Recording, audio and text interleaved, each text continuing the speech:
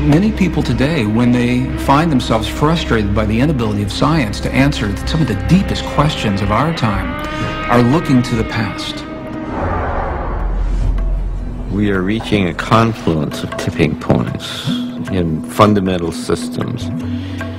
There's tipping points in the energy system, there's tipping points in the climate systems of the planet, there's tipping points in terms of the financial system, food production, water issues. We're at the moment when all of these things converge, that time when the world is either destroyed or made new or both.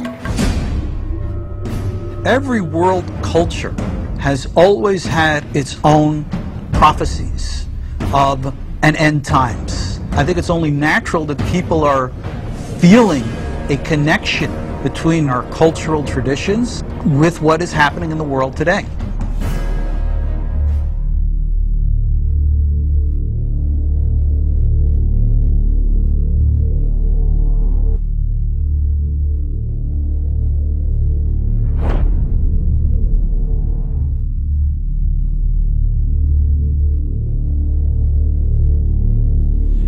How do you deal with religious symbolism, particularly in the context of the end times, of the end times, of the end times, of the end times?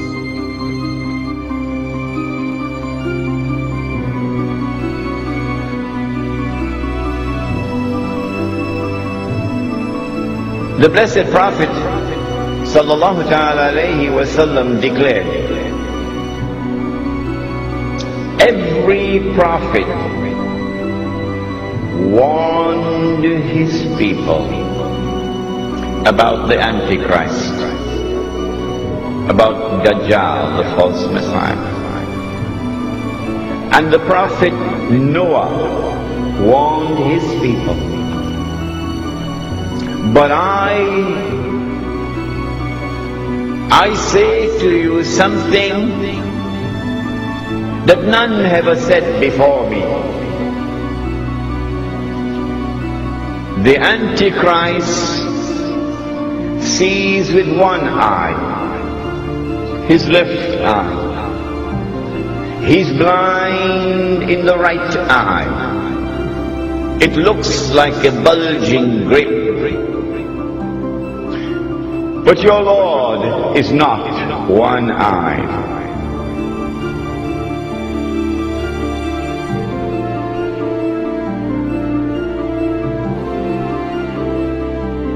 Between his eyes, on his forehead, is written the word kafir, disbeliever. And every mu'min will be able to read it. A mu'min is the one who has accepted the religion, the true religion, but has not only accepted it with the lips, but the truth has entered into the heart. The one who has faith is a mu'min.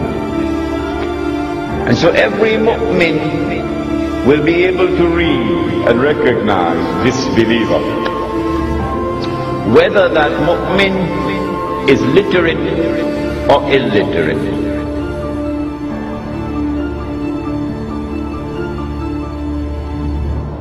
Well, then why is it that the one who is a disbeliever cannot read?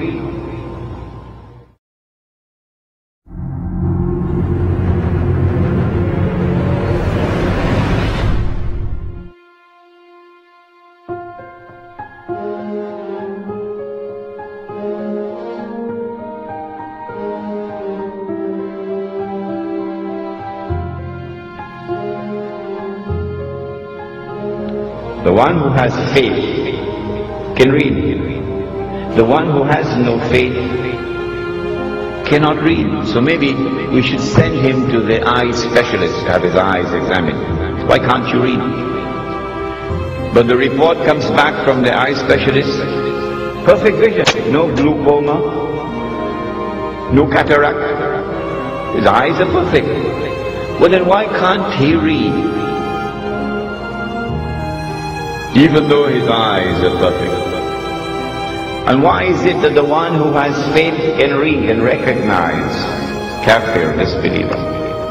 Maybe that the one who has faith is not reading with these eyes. Do we have any other eyes beside these eyes? Do we have any other ears beside these ears?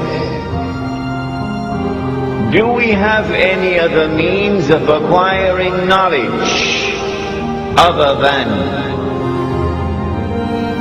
through sense perception and rationality?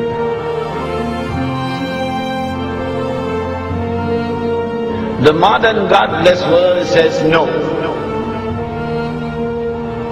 The Quran says yes. The Quran says that the heart can see. The Quran says that the heart can hear. When faith enters into the heart, then Allah puts noor in the heart, light. And with that light, the heart can see what these eyes cannot see.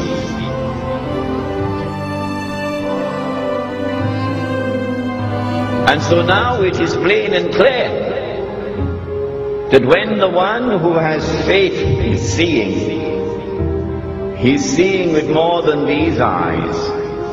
He's seeing with the heart.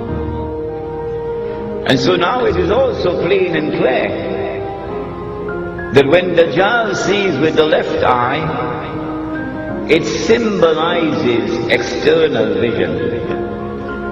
And when Dajjal is blind in the right eye, it symbolizes internal blindness.